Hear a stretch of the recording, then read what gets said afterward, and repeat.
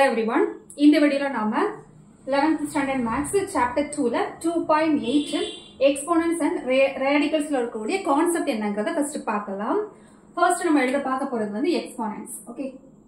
Exponents. Okay. Exponents அப்படினா என்ன அப்படினா for example a power n ன்னு இருக்குன்னு எடுத்துக்கலாம். சரியா? a power n. இப்போ nங்கிறது என்ன நம்பர்ங்கிறது நமக்கு தெரியாது. சோ நம்ம எப்படி எழுதலாம் அப்படினா a power 1, a power 2, a power 3, comma. Okay. a power 4 up to a power n வரைக்கும் வரும் இல்லையா? nங்கிறது நமக்கு தெரியாததனால நம்ம a power எப்படி எழுதலாம்? a power nங்கிறது நம்ம எப்படி எழுதலாம் அப்படினா a power 1, a power 2, a power 3 up to a power 4. That is இங்க வந்து nங்கிறது வந்து positive integer. Positive integer. ஓகேவா? இதுவே n வந்து நெகட்டிவ் இன்டிஜரா இருந்துச்சு அப்படினா அது எப்படி எழுதலாம்னு பாருங்க. a power 1 by n அல்லது a power minus n. இப்படி எழுதலாம். a power minus n. இங்க plus n இது பாசிட்டிவ் இது நெகட்டிவ். இது நம்ம எப்படி எழுதலாம் அப்படினா 1 a power minus பவர்ல மைனஸ் இருந்துச்சு அப்படினா அது நம்ம எப்படி எழுதலாம்னா 1 by n எழுதலாம். அப்போ 1 by a power n. இது நம்ம எப்படி எழுதலாம் 1 by a power 1, 1 by a power 2, 1 by a power 3, etc. up to 1 by a power n. இங்க n ங்கிறது என்ன அப்படினா negative integer. So n is negative integer. Difference தெரியுதா? a power n and a power minus n. இப்போ இந்த இடத்துல இது எழுதுறோம் இல்லையா? a power.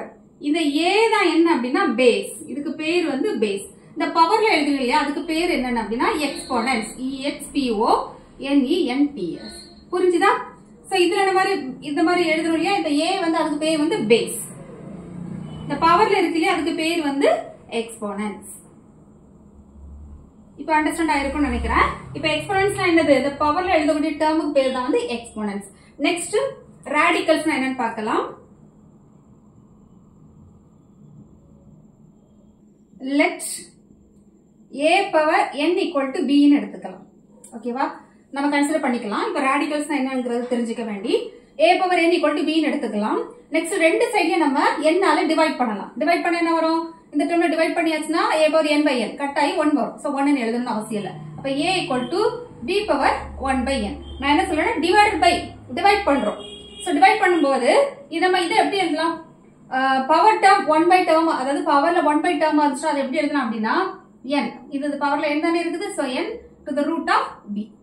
ஓகேவா? அதாவது 1 by 2. 1 by 2 நம்ம ரூட்னு எழுதுவோம் இல்லையா? 1 by 2 நம்ம எப்படி எழுதுவோம்? ரூட்னு எழுதுவோம் இல்லையா? பவர்ல இப்போ x பவர் 1 by 2 வந்து ரூட் x ன்னு எழுதுவோம். ஓகேவா? அதே மாதிரி தான் அந்த டேர்ம். இப்போ இதுல மீனிங் என்னது? Power term divided by n. ஓகேவா? வேற ஒண்ணும் இல்ல.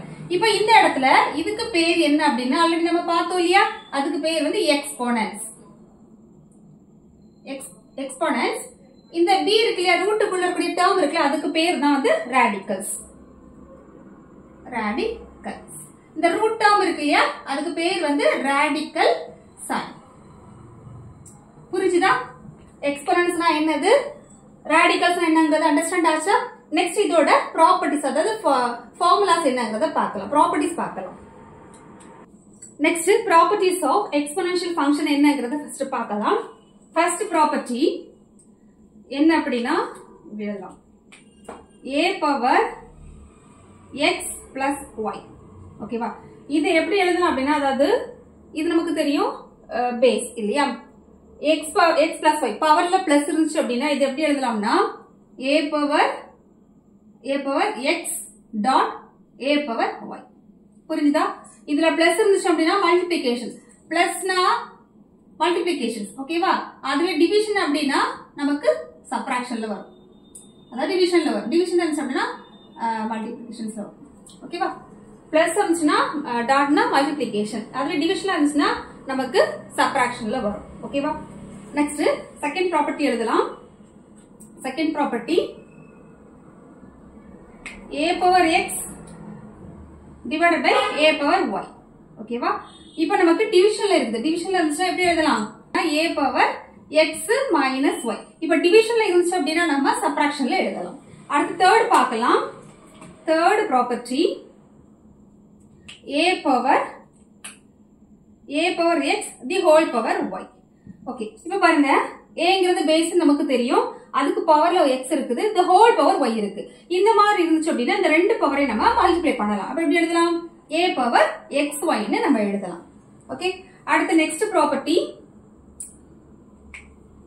a b the whole power x. அதாவது ரெண்டு டிஃபரண்ட் டேர்ம், அதுக்கு பவர் x இருந்துச்சுன்னா அது எப்படி எழுதலாம் அப்படின்னா இந்த x வந்து a க்கும் வரும் b க்கும் வரும். அப்போ a power x dot b power x இப்படி நம்ம எழுதலாம். ஓகே, அடுத்து லாஸ்ட் ப்ராப்பர்ட்டி என்ன அப்படின்னா a power x equal to 1.